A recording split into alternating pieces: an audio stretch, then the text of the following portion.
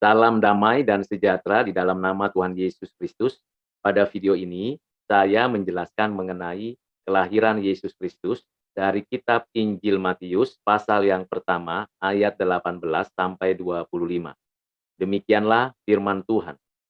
Kelahiran Yesus Kristus adalah seperti berikut. Pada waktu Maria ibunya bertunangan dengan Yusuf, ternyata ia mengandung dari Roh Kudus sebelum mereka hidup sebagai suami istri. Karena Yusuf suaminya seorang yang tulus hati dan tidak mau mencemarkan nama istrinya di muka umum, ia bermaksud menceraikannya dengan diam-diam.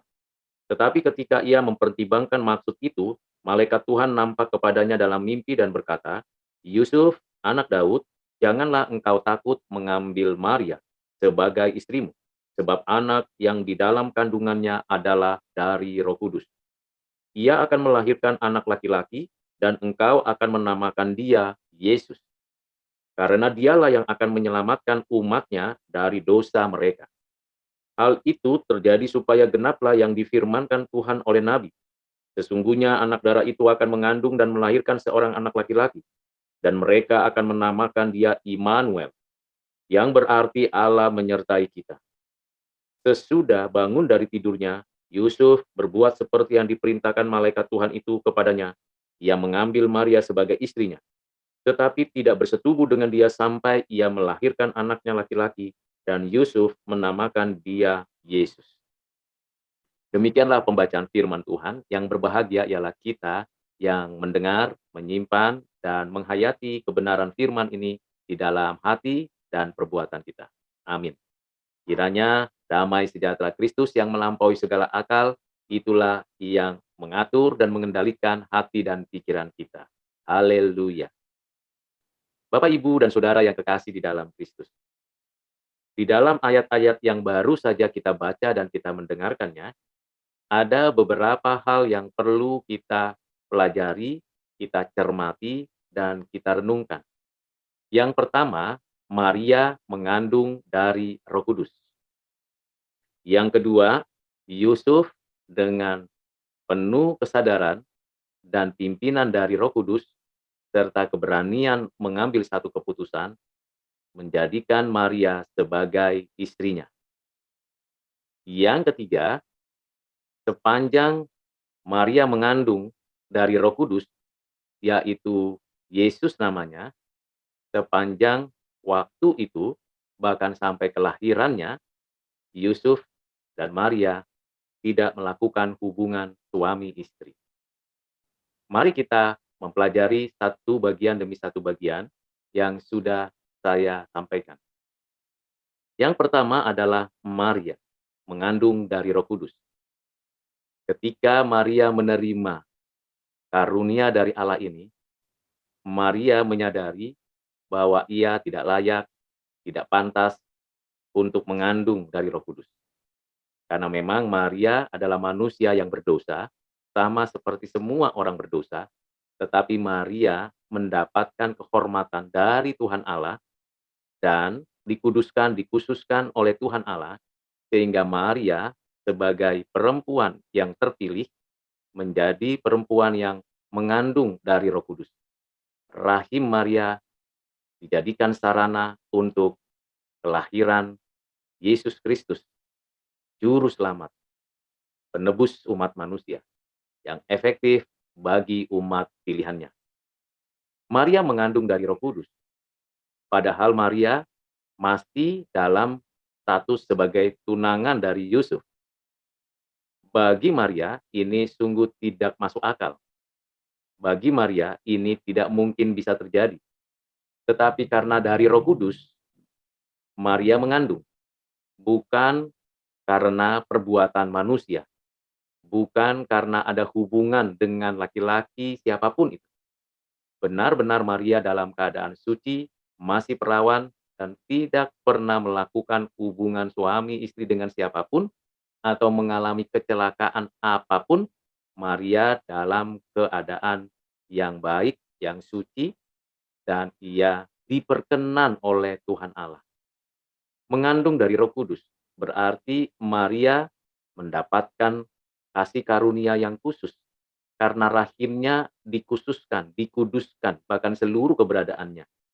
sehingga benih ilahi yang diberikan dan ditanamkan dan diciptakan untuk tubuh yang rasional dari pribadi anak Allah yang inkarnasi itu ada di rahim Maria.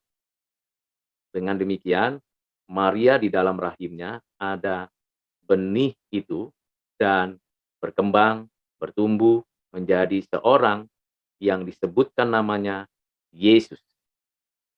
Inilah keberadaan Maria yang mengandung dari Roh Kudus. Dan tentulah ini perlu dan penting untuk dipelajari.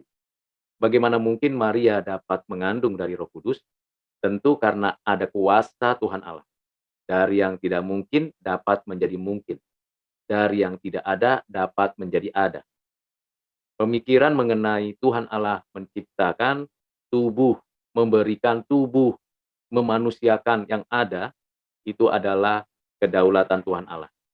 Inisiatifnya Maria mengandung bukan dari Maria, bahkan bukan dari Yusuf, tetapi dari Allah dan dikandung di dalam kuasa Roh Kudus.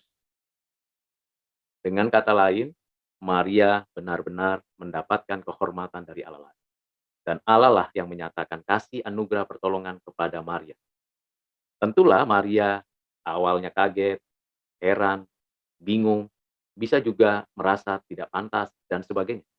Tetapi Tuhan Allah telah meneguhkan imannya dan menyatakan kehendaknya. Dan Maria seorang yang diperkenan Tuhan Allah. Roh Kudus memberikan benih itu dan Maria mengandung dari Roh Kudus dan menaungi Maria. Bukan hanya rahimnya, tapi keberadaan Maria dinaungi oleh Roh Kudus. Sehingga Maria sebagai perempuan yang disucikan, dibenarkan, dikuduskan oleh Allah, benar-benar mengalami suatu tindakan perbuatan Allah yang nyata. Mengapa perlu untuk mengandung dari Roh Kudus? Karena memang benih itu bukan berasal dari keturunan Adam yang sudah berdosa. Benih itu berasal dari Allah. Sehingga benar bahwa anak Allah yang tunggal, firman menjadi daging. Dan ditambahkan pada anak Allah yang tunggal itu, firman itu, keberadaan, kemanusiaan dengan cara supranatural dan ada tubuh jasmani yang bersifat rasional ilahi di dalam keberadaan dari tubuh yang ada di rahim Maria. Anak yang di rahim Maria itu diberi nama Yesus dan dinyatakan sebagai Immanuel, Tuhan Allah yang ada dan hadir beserta dengan umat manusia di dalam sejarah manusia. Ini merupakan suatu peristiwa yang tidak pernah terjadi sejak penciptaan, kejatuhan, bahkan sampai pada momen di mana Maria mengandung. Dan tidak akan pernah terjadi lagi. Ini adalah sebuah peristiwa yang pertama dan satu-satunya dan tidak pernah terulang lagi. Sama seperti Allah menciptakan manusia, Adam dan Hawa. Itu peristiwa yang pertama, satu kali, dan satu-satunya, dan kemudian dilanjutkan dengan perkawinan, kelahiran melalui rahim dari perempuan yang diberkati Tuhan. Sehingga bertambah banyak umat manusia di bumi ini sampai saat ini. Tentu berbeda dengan apa yang dialami Maria dari Roh Kudus. Karena Maria mengandung dari Roh Kudus. Benihnya bukan dari debu tanah, bukan dari sel sperma laki-laki, dan bukan dari apa yang kelihatannya seperti yang terjadi pada diri kita. Namun, keberadaan anak itu yang di rahim Maria itu sama persis identik dengan kita manusia. Dan Maria mengandung dari Roh Kudus. Karena itu, Bapak Ibu Saudara yang kasih dalam Kristus, ini benar-benar keajaiban dari peristiwa-peristiwa yang dinyatakan Tuhan Allah. Ini benar-benar suatu kenyataan yang tidak dapat dipungkiri dan tidak akan dapat ditiru oleh siapapun. Kalaupun ada mitos-mitos yang mirip atau yang coba-coba plagiat dari kisah ini, tetap tidak bisa disamakan dengan keberadaan Maria yang mengandung dari Roh Kudus. Bahkan malaikat pun telah memberi penegasan itu kepada Yusuf bahwa Maria mengandung dari Roh Kudus. Sehingga Yusuf tidak perlu takut dan tidak perlu merasa malu atau merasa dia bersalah atau menganggap nantinya mencemarkan nama baik Maria. Tidak demikian. Karena memang Maria mengandung bukan perbuatan manusia, bukan perbuatan siapapun. Ia mengandung dari Roh Kudus. Siapakah Roh Kudus? Roh yang adalah pribadi ketiga dari Allah yang Esa, Bapa, Anak, Roh Kudus. Untuk mendapatkan tubuh, yaitu tubuh kemanusiaan yang rasional itu, pada diri pribadi anak Allah ditambahkan tubuh yang rasional atau kita sebut kemanusiaan, membutuhkan, memerlukan, dan menjelaskan penyataan bahwa Roh Kudus yang berkarya. Kuasa, kekuatan, otoritas yang dapat memberikan hidup dan kehidupan dan yang menyatakan itu pada Maria. Jadi di sini bukan karena Yusuf melakukan tindakan yang tidak sesuai dengan hukum Tuhan. Bukan karena Maria yang melakukan satu perbuatan yang jahat, cemar, najis. Dan juga bukan karena ada hubungan antara Maria dan Roh Kudus. Kalau ada isu-isu seperti itu jelas itu salah dan menyesatkan. Jadi tidak ada hubungan yang intim dengan siapapun pada diri Maria. Yang ada adalah Roh Kudus yang memberikan benih itu. Benih itu memang sudah dipersiapkan dari dalam kekekalan dan ada saatnya diletakkan, diberikan kepada perempuan yang bernama Maria, keturunan dari orang Israel. Ada yang mengatakan Maria adalah keturunan dari Daud juga. Namun walaupun kita tidak bisa atau tidak perlu menelusuri secara menyeluruh Maria itu ayahnya siapa, kakek moyangnya siapa, tetapi yang penting yang perlu kita pelajari, Maria mengandung dari Roh Kudus, bukan berarti Maria itu berasal kandungannya karena hubungan seperti hubungan laki-laki dan perempuan dengan Roh Kudus. Tidak demikian. Karena Maria ciptaan, Roh Kudus adalah Allah yang memberikan hidup dan yang menciptakan hidup. Jadi ini adalah suatu privilege, kehormatan bagi Maria. Bagian kedua yang saya ingin jelaskan dan sampaikan kepada Bapak Ibu Saudara adalah mengenai Yusuf. Yusuf sebagai tunangan Maria adalah orang yang baik hati, orang yang sungguh-sungguh takut akan Tuhan, punya sikap dan tindakan yang penuh rasa hormat terhadap perempuan, terutama terhadap Maria, tunangannya. Dia punya sikap mau menceraikan Maria bukan karena benci, bukan karena kesal, bukan karena putus asa atau frustasi. Membatalkan pertunangan itu memang sesuatu yang perlu dilakukan seorang laki-laki kalau kedapatan tunangannya perempuan itu telah mengandung dari laki-laki lain untuk menjaga harkat martabat dari perempuan itu.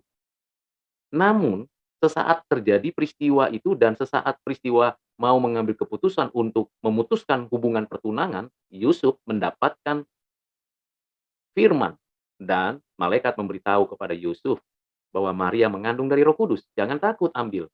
Itu bukan dari benih laki-laki yang lain, bukan benih dari manusia lain, bukan benih dari siapapun. Benih itu dari Roh Kudus yang menciptakan segala sesuatu, yang memberikan hidup dan kehidupan, yang memberikan karunia. Allah dinyatakan kepada manusia. Dengan kata lain, Yusuf pun tahu siapa Roh Kudus. Artinya, anak yang dikandung Maria itu bukan sama seperti dirinya sebagai manusia yang berdosa, yang berasal dari Adam, yang berasal dari Daud, berasal dari Abraham, dan seterusnya. Kalau kita menelusuri, tetapi anak ini adalah juga sama-sama sebagai manusia. Ada suatu pembelajaran di sini. Anak ini dari Roh Kudus, tetapi tidak sama dengan saya. Saya keturunannya jelas. Dari siapa? Dari Daud, dari Abraham, dari Adam. Tetapi anak ini bukan dari siapapun laki-laki yang ada. Dari siapa? Dari Roh Kudus. Siapa Roh Kudus? Allah yang memberikan hidup dan kehidupan. Jadi anak ini memang tidak sama dengan Yusuf dan semua umat manusia, tetapi juga anak ini adalah manusia. Ini adalah suatu pembelajaran yang menunjukkan paradoks. Jadi dengan apa yang sudah disampaikan oleh malaikat kepada Yusuf ini, Yusuf mengambil keputusan untuk meneruskan pertunangan, tidak membatalkan pertunangan, meneruskan masuk ke dalam jenjang perkawinan. itulah Yusuf. Jadi hatinya lembut, turut dan tunduk kepada tuntunan Roh Kudus, mengikuti firman, menyadari bahwa benih itu, anak itu benar-benar bukan dari manusia. Hal yang menarik adalah ketika Maria melahirkan anak itu, Yusuf tahu memberi namanya Yesus yang menyelamatkan umatnya, umat pilihannya. Memberi nama Yesus yang artinya juru selamat. Juga sekaligus menyatakan bahwa anak itu menunjukkan keberadaan Allah yang beserta dengan manusia, beserta dengan umat manusia ciptaan. Jadi di sini Yusuf belajar dan menyadari tentang keberadaan anak ini yang adalah pribadi yang hadir di dalam sejarah manusia, bukan orang berdosa, bukan dari benih manusia yang berdosa, tapi dari Roh Kudus. Dengan kesadaran bahwa memang anak itu tidak ada suatu campuran benih dari manusia, suci adanya. Mengapa suci anak itu? Mengapa kudus anak itu? Ya karena memang bukan dari benih keturunan Adam, bukan dari benih manusia, tapi dari Roh Kudus. Kesadaran ini yang memberikan kepada Yusuf satu tindakan, tindakan yang betul-betul benar berhubungan dengan keyakinan iman. Ia mengambil Maria menjadi tunangannya itu menjadi istrinya, dan ia dan Maria menjadi pasangan suami istri. Dan tentunya dengan bangga dan penuh sukacita, mereka membesarkan anak di rahim Maria itu dengan penuh sukacita. Bagian ketiga, sepanjang masa-masa kehamilan Maria dan proses terbentuknya tubuh dari Yesus dalam rahim Maria sampai kelahiran, ya diperkirakan 9 bulan 10 hari atau 52 minggu paling lama, maka Maria melahirkan. Apa yang terjadi sepanjang bulan-bulan itu, dalam penantian itu, Yusuf, Maria memiliki kesepakatan tidak melakukan hubungan suami istri. Mengapa mereka tidak melakukan hubungan suami istri? Toh mereka berdua tahu bahwa kehamilan Maria tidak akan menambah anak atau tidak akan membuat mengandung yang lain, tidak demikian. Karena keduanya menyadari bahwa anak ini dari Roh Kudus. Anak ini spesial, khusus. Jadi harus dijaga juga kekudusan, kesucian. Bukankah perkawinan itu adalah suci dan hubungan suami istri yang benar-benar diberkati Tuhan Allah adalah suci? Benar, suci. Tetapi jauh lebih dari suci itu, Tuhan anak Allah yang inkarnasi ini, itu sungguh-sungguh memberikan dampak bagi Yusuf dan Maria untuk benar-benar menghargai dan menjaga kesucian supaya tidak ternoda oleh apapun yang mungkin terjadi pada peristiwa-peristiwa hubungan suami istri di dalam rahim Maria. Luar biasa penyertaan Tuhan, pertolongan Tuhan, kekuatan dari Tuhan untuk kedua orang ini, pasangan suami istri ini, Yusuf dan Maria. Bapak, Ibu, dan Saudara yang kekasih di dalam Kristus, setelah saya menjelaskan 3 hal ini, maka kelahiran Yesus Kristus adalah kelahiran yang ajaib. Dari mulai dikandung dari Roh Kudus dalam rahim Maria, berada di rahim Maria, dalam prosesnya sampai kelahirannya itu keajaiban demi keajaiban terjadi. Karena itu kita yang menghayati kelahiran Yesus seharusnya betul-betul menyadari keajaiban-keajaiban Tuhan Allah yang tidak mungkin menjadi mungkin. Yang maha menjadi hadir di tengah-tengah umat manusia. Menjaga kekudusan, menjaga kesucian itu penting. Dan lebih penting lagi, menghargai, menjaga, dan menghormati kekudusan Tuhan di dalam hidup kita. Mari Bapak, Ibu, dan Saudara, kita mengingat peristiwa kelahiran Yesus dengan pengertian yang baik, yang benar, sesuai dengan pengajaran Alkitab. Kiranya apa yang sudah saya sampaikan ini untuk Bapak, Ibu, dan Saudara dan saya semakin menghormati, menghargai Tuhan Yesus, Tuhan yang mau dan rela berinkarnasi dan ada di rahim Maria dan dilahirkan sebagai manusia. Dan kita bersyukur karena ada contoh yang baik dari Maria yang menjaga kesuciannya, contoh yang baik dari Yusuf yang mempertanggungjawabkan segala keputusannya, dan contoh dari pasangan yang tetap setia mengandalkan Tuhan, bahwa mereka mengenal Allah, mengenal pribadi Roh Kudus, terutama juga mengenal Yesus Kristus anak Allah yang inkarnasi dalam keadaannya sebagai manusia, mereka mengetahui secara menyeluruh. Kiranya Tuhan menolong Bapak, Ibu, dan Saudara, dan kita sekalian memproklamasikan kelahiran Yesus Kristus dalam pengajaran-pengajaran dalam kehidupan kita sehari-hari. Kiranya berkat dari Allah, Bapa, Anak, Roh Kudus menyertai kita sekalian. Amin.